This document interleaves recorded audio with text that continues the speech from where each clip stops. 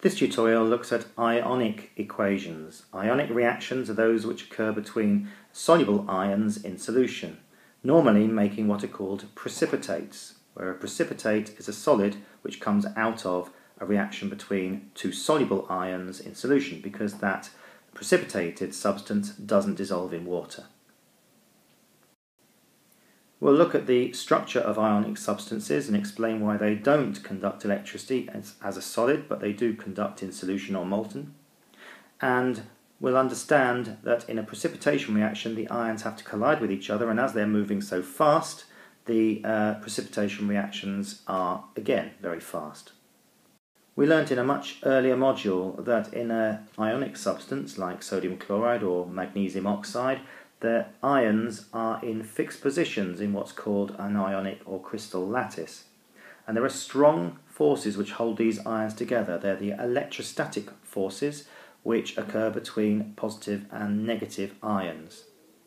The solid, the ions can't move and therefore it doesn't conduct electricity. However, we can make those ions move either by melting the ionic substance or by dissolving it in water. So in order to react, the ions of one solution must meet with and collide with ions from another solution. And because they move very fast once they're mixed, ionic reactions are very fast. You'll see a precipitate produced immediately that the two solutions are added together. We'll focus on two particular precipitation reactions. One which uses barium chloride to precipitate sulfate ions as barium sulfate, and the other one using lead nitrate solution to precipitate halide ions, chloride, bromide and iodide ions as the lead, chloride, bromide and iodide. When barium chloride is added to sodium sulfate, we get a white precipitate, and the white precipitate is of barium sulfate. And we also end up with sodium chloride solution. If we write this in terms of the formulas of these substances, barium chloride is BaCl2, and that is in aqueous solution, so we write AQ after it. Sodium sulfate is Na2SO4, and again this is in aqueous solution. The barium sulfate which is made is a solid, so we'll distinguish that by showing it as an S, and the sodium chloride, of which there are two, is again in aqueous solution. Each of these aqueous solutions are made out of ions. The barium chloride is made out of a barium ion and two chloride ions, again all aqueous. The sodium sulfate is made out of two sodium ions and one sulfate ion, aqueous. The barium sulfate is a precipitate, solid precipitate, so the ion is no longer free to move. And the sodium chloride made out of two sodium ions and two chloride ions, again aqueous. The next stage is to look at, well, which ions have actually done anything, and have some ions just sat there and watched. We call these ions that sit there and watch spectator ions, and they don't change during the reaction. The chloride ions on the left and the chloride ions on the right remain aqueous, and the same can be said for the sodium ions on each side. So if we then rewrite the equation using only those ions that have reacted, we can see that the barium ions in the barium chloride have reacted with the sulfate ions in the sodium sulfate to make a precipitate of barium sulfate solid. This is what we call the ionic equation, or the simplified ionic equation. And in this case, and usually only in this case, do we use these state symbols to distinguish which ions are in solution and which ones are formed as solids. A second kind of reaction we need to look at is that between lead nitrate and chlorides, bromides and iodides. In this case, between lead nitrate and sodium chloride, we get a precipitate of lead chloride and a solution of sodium nitrate remains.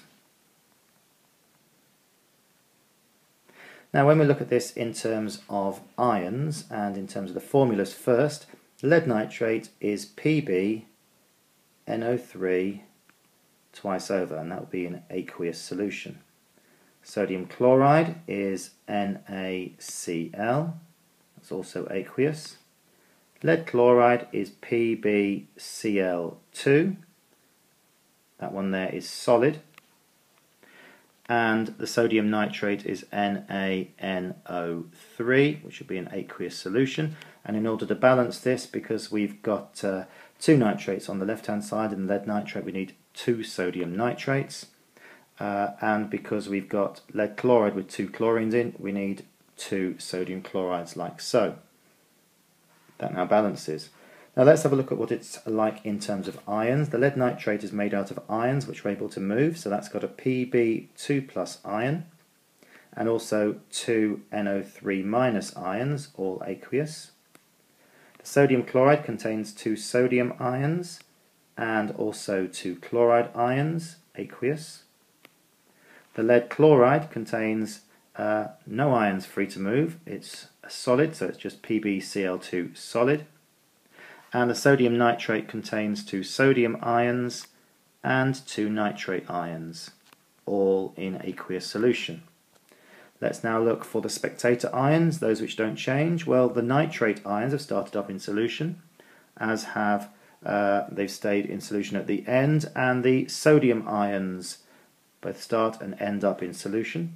So once we've taken them, as it were, out of the equation, we're left with a reaction between lead ions, aqueous, and chloride ions, aqueous, to make solid lead chloride precipitate.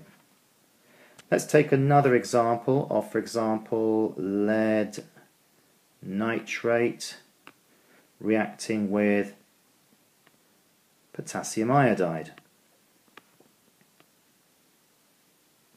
What would this make?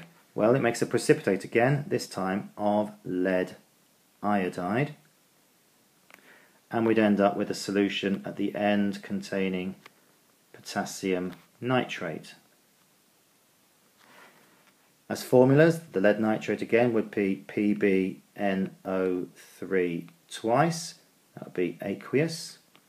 The potassium iodide would be Ki, and that would be again aqueous, these two solutions mixed together to make a precipitate of lead iodide, which would be Pbi2, that would be a solid, and we'd also end up with potassium nitrate, KNO3, which would be aqueous. Balancing, well, we've got two nitrates on the left, so we need two on the right, and we've got two potassiums, so we need two potassiums there, so I think that now balances.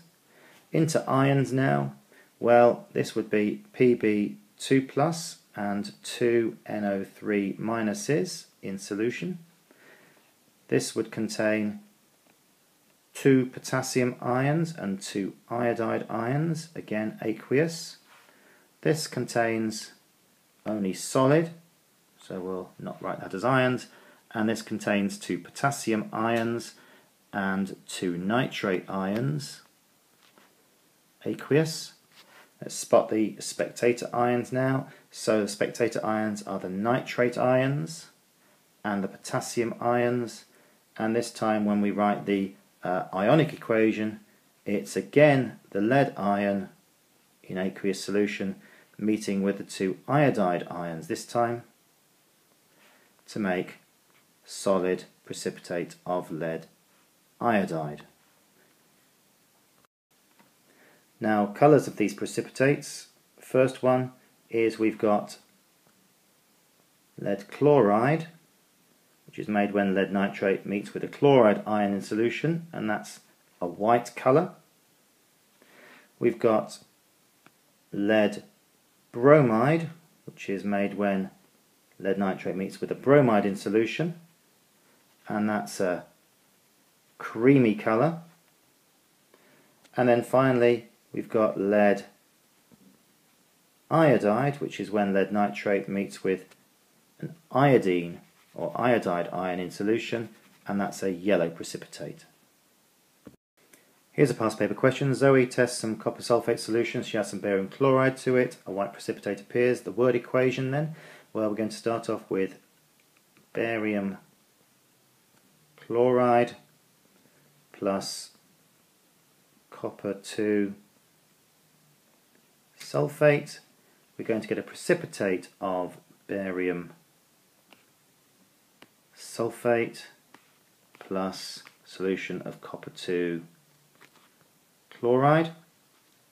So he adds sodium hydroxide to copper 2 sulfate and she gets a blue precipitate of copper 2 hydroxide. Write down the ionic equation between these and include state symbols. Okay, here the ionic equation then is between the copper ions, which are Cu2+, and these will be aqueous, and the hydroxide ions, which are OH- and will be aqueous, to make copper hydroxide.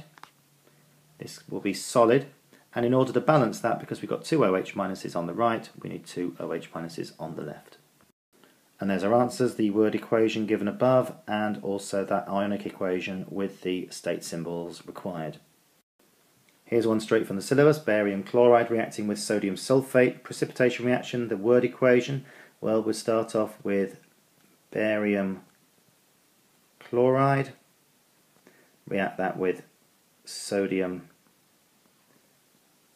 sulfate, and we're going to get a precipitate of barium sulfate and sodium chloride solution.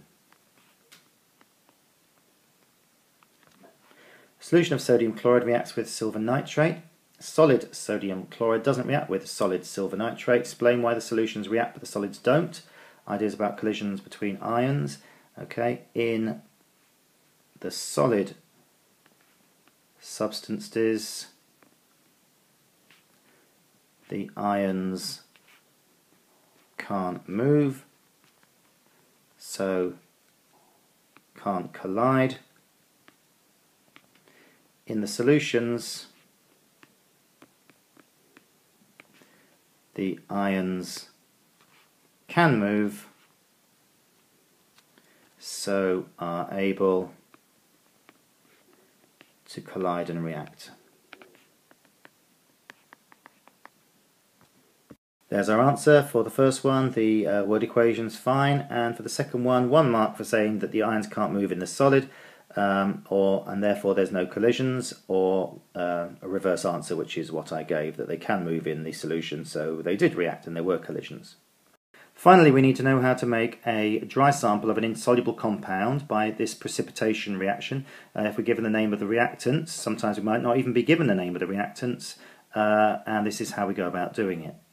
Let's say we wanted to make some lead-2 iodide. Well, we'd have to identify solutions that contain these, so we'd use lead-2 nitrate, and we'd use an iodide, soluble iodide, like potassium iodide. We then mix the two solutions of the reactants together. That would give us an immediate precipitate, a yellow precipitate of lead iodide, so let's do that. Then why do we filter? Well, we want to separate the solid, which is made, which will be collected on the filter paper, from the remaining solution, which will go down into the flask, so we keep the stuff on the paper. And then we will wash that precipitate with distilled water. So we'll pour some distilled water onto it, and that will wash away any of the other ions, the potassium ions or the nitrate ions, which are adhering to it. That then gives us some clean lead iodide, which we will then dry, probably on a piece of paper in a warm oven. Here's a past paper question. This question is about precipitation reactions. Lead nitrate reacts with potassium iodide, the ones I chose. A bright yellow precipitate is made. Raj mixes the lead nitrate with the potassium iodide. He wants to get a pure sample of lead iodide from the mixture. Next two steps he'd do to get a pure sample is that he would